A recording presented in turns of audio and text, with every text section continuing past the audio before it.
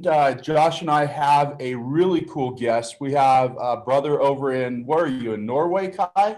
Sweden. Sweden. Kai is very heavy influencer on Facebook, social media stuff. So we thought, how cool would it be to get Kai on a video with us talking about how he does 3D puff? Because I know a lot of you out there have issues with it, are afraid to touch it. Kai is going to help us kind of stomp out those myths. And so, yeah, just a little background. Kai, tell us a little bit about how you came into embroidery. Why did you pick embroidery, man? I was driving a rally car at 2011, and I need a cutting plotter machine to do my decals for my sponsors in the rally. And so I bought one of those, and I start working with stickers. And my customers always just complaining that I don't do everything. I didn't have a printer, didn't have to make t-shirts and caps and everything like that. So I bought a printer, then I bought a Melco EMT10. So then I bought one of those EMT Amaya XT. Okay. And then I complement with 5 more machines. All right, cool. So before we get into the details of Puff Embroidery, Kai, let's get a shout out to the distributor that you work with there in Sweden, the Melco distributor. Who is that? That's Inducta. Okay. That's the distributor here, and I have got lots of help from them. Cool. They can't answer my question. They send an email to you guys in US, and they call me back and say, Mike and the other guy say you should do it like this or you should do it like that. Sweet. So, but it's really much trial and error. You need to try. Exactly. Yeah, I think I've thrown away like 150 caps. so you're saying if you don't get it right the first time, that's okay? Yeah, of course. That's how you learn, right? That's how you learn. So I'm still learning every day. I can just see on a embroidery digitizing file I've done. I make a cap and I look at it, and I should do some adjustments here and there and there and there. So when I've done maybe 25 caps, the first 3 is not the best, but the other caps is going to be really good. So you need to adjust all the time. Right, just keep going forward. I know when I had my shop too, I was starting to trying out a trickier design or something like that. I'd always order in like 5 extra hats because I know the first couple, I'm going to mess those up and they're going to get talked away. But I don't ever view it as mess ups. They're either limited edition hats then, or, that it's just a learning experience too. Just like you said, you're not going to progress and get better at your craft unless, you're going to definitely break a couple eggs to make an omelet. So. I think this hardest part for me still today is when I'm gonna do like a small outline with a bean stitch around the leather or something like that.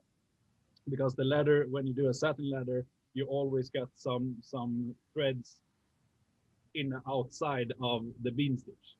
Yep. So you have to compromise to take it down a little bit or something like that. That's really hard for me. Yeah. Today. The pole compensation, right, is at least in the English word, that's how we call it, is how that hat is going to move and how that stitch is going to lay on that particular hat.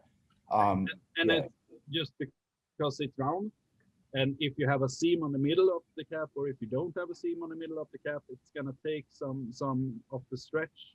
Yep. So it's really hard when you do lots of different kind of caps.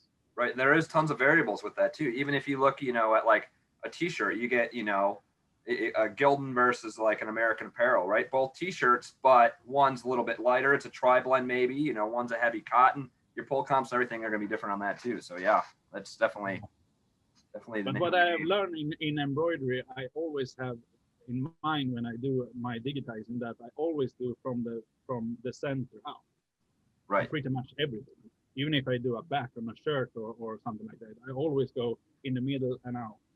Right. Because I know that I'm not going to have anything that's going to be a little bit crooked or something. So.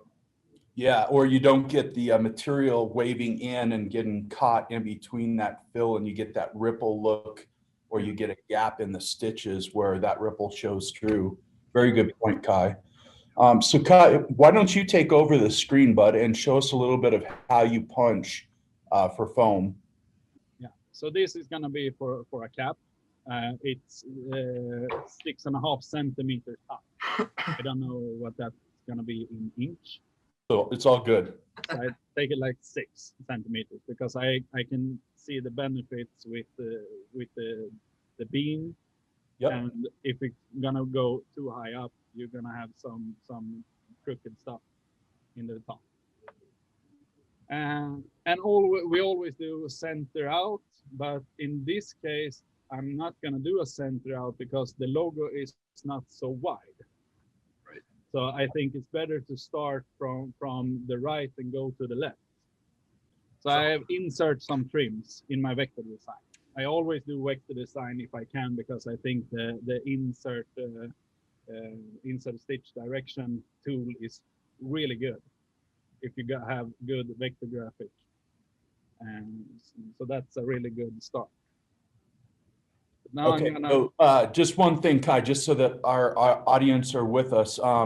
Kai is using Pro Plus, and that's what he's talking about is he brings that image in as a vector, and then he's selecting a fill or a stitch type tool to convert that vector into stitches. Yeah. Now I'm gonna insert some stitches just to hold the platform down.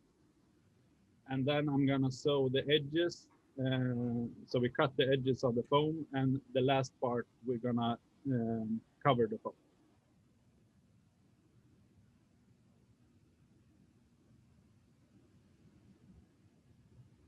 So I'm closing these edges too.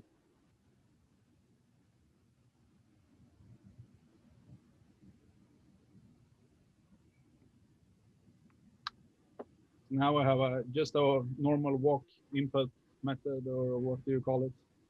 Yeah, a walk stitch. Yeah, you got it.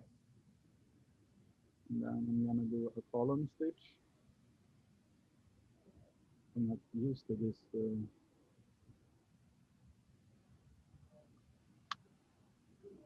All right, so what you're creating right now is just all the caps so that foam doesn't come out of the edges or the corners of the design. Okay.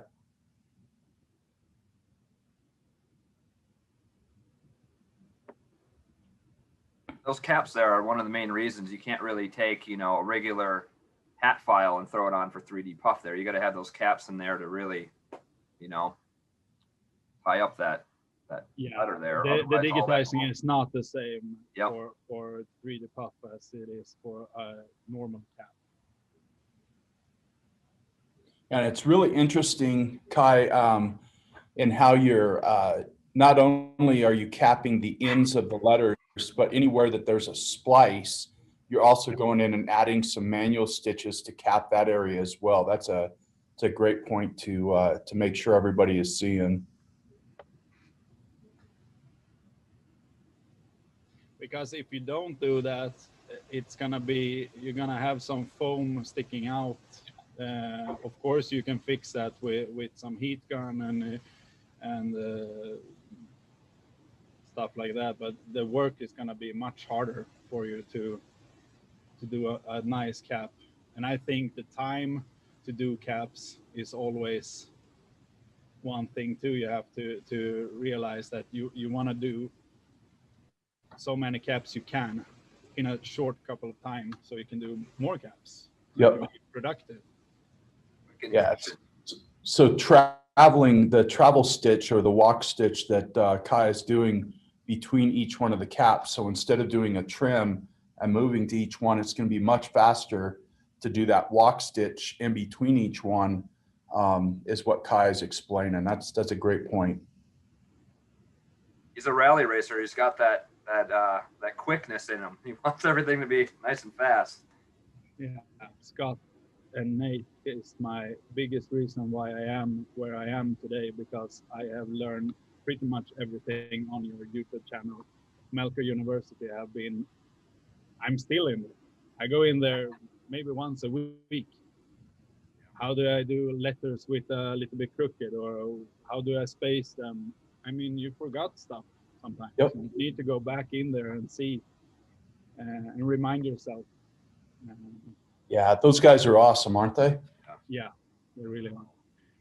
So now this is the basic, because I know I want the embroidery to start here.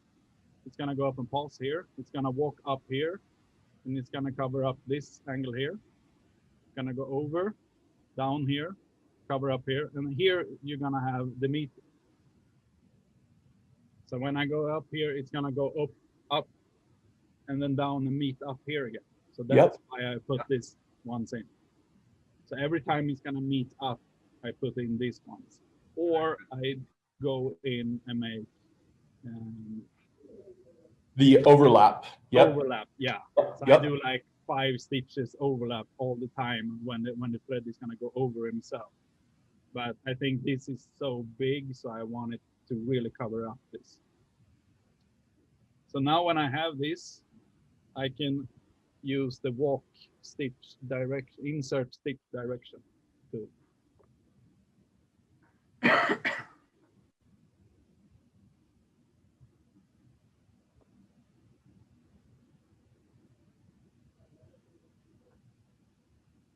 So here is the one of the tricky parts. I don't want this corner to be too tight. Yep. So I put this along so long I can to the right, and I have this one, and I take it down a little bit so you can see the angle of the stitches. Coming down. Yep. And we're gonna fix the short stitch and everything later. And I use my Alt key to get straight lines on everything.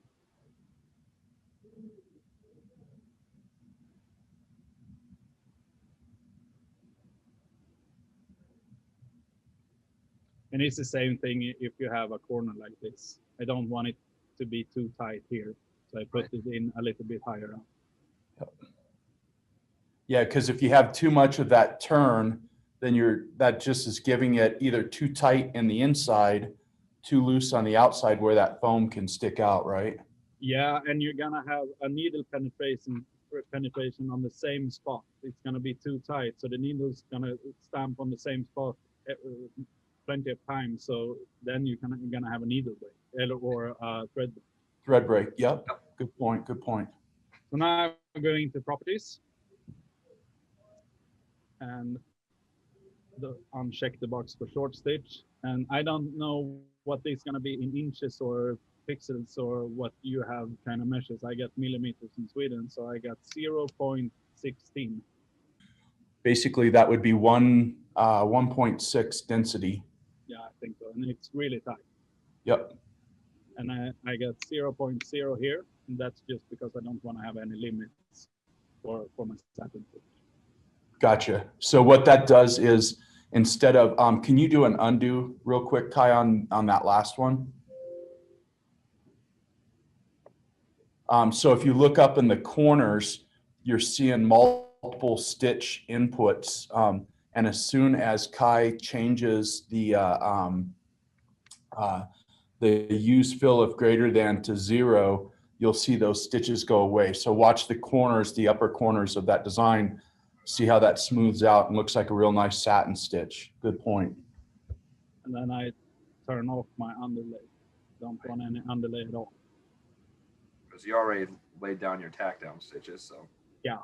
Yep. Then I go to advanced and fill overlap lines. I put in like 5 stitches. And I'm gonna move my start and stop. Okay. Start I want here because I did put my end here on the last thing we did. Gotcha. Then I want to start there. And it's the same on when I put in my end. I don't have my end out here because then I'm gonna have a bad trim. Yep. Here. So I take it in a little bit. So the machine is going down. It's gonna meet up himself down here because I have this under here. So it's not gonna be any problem. Right. When it catch up here. I think the style on the program on the tie-in and tie-off is style 1. Yep. I never in here and make any changes. Yeah, no, style one is the go-to, especially on the Amaya equipment, EMT16, XT, XTS for sure. Yeah. Can you, Kai, can you take and yeah, could you take and just do a quick sew out on the screen of that?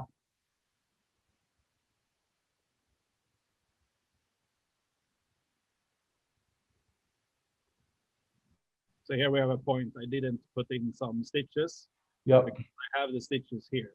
Right. So if we're gonna put in some stitches here, the foam is gonna be too much tackled down. So we're gonna have a lower result on the puff there. Gotcha. I'm gonna put in something here, but I have it here. Okay. And see it meets up here. Yep. There it is. Yep. And the same thing here. There. I don't want to mess that up because I want the foam to be like 3 millimeters. Right. I want it to be really high and be a good result. Nice, nice. So now the file is done. Very cool. Yeah, that's great. So once again, we talked about earlier, we talked about you wouldn't want to just take a left chest and throw foam underneath it. It needs to be digitized for foam. The other direction happens too. I've actually seen where folks will they'll have a design or they'll digitize a design for 3D. And for some reason, they'll take that same design and try to put it on a left chest of a polo shirt.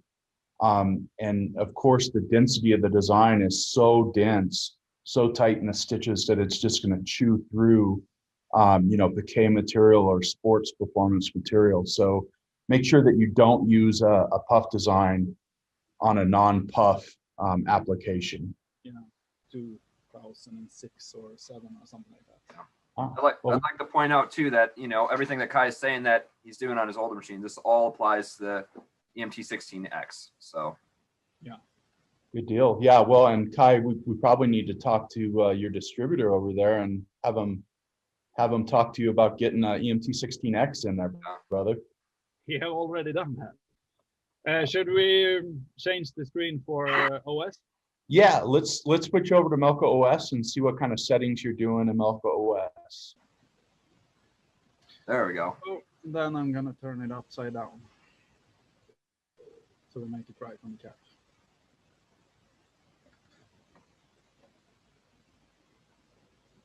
Cool, and then the thickness of the cap, you have active feed set at lower limit at 9, correct? Yeah, but I think it's gonna start. It's gonna start with these settings. 15. I think it's gonna be like 10 and the lower. Yep. And then it's gonna be 24 at the highest point. The highest point. Yeah. Always when I do embroidery on caps that everything is flat, I always got maximum 40, and then Okay. I play with the minimum up and down. If I got some fault problem breaks or if the over thread is snapping off, Yep. I need to adjust this one. It's really hard. The crown is really hard on them, so I don't use any paper. Okay. So I take the bill out, and I always check if the supplier have make a good trim on the cap here. Because sometimes the cap is really cheap and it's a really slobby done here. So if the bill is coming out here when I have my finger, then when I'm loading the cap, I'm gonna have it so high up, so I'm gonna have some bumps in the material. Right. So I trim this with a scissor or a knife if the bill is coming out here. That's Right. a great So, tip. yeah, so by doing that, right, guys, what happens is then Kai is able to get that hat lower to the needle plate so that it's not flagging and there's not much gap between the bottom of the cap and the top of the needle plate where the needle can deflect and cause needle breaks. Yeah. And I always hold it really tight and I push my thumbs so the bill is coming a little bit in the front when I load the needle. Right? Yep. Take it down really hard. Take the strap into the seam.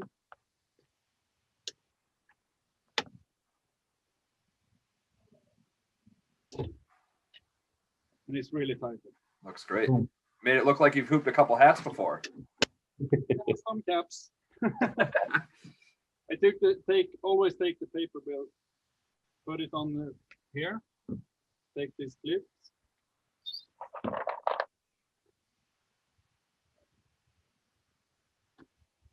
And do that so that the rubbing on the back of the trap doesn't rub on the bill. Gotcha. Very clever idea too. That's very nice. Thank you, Kai.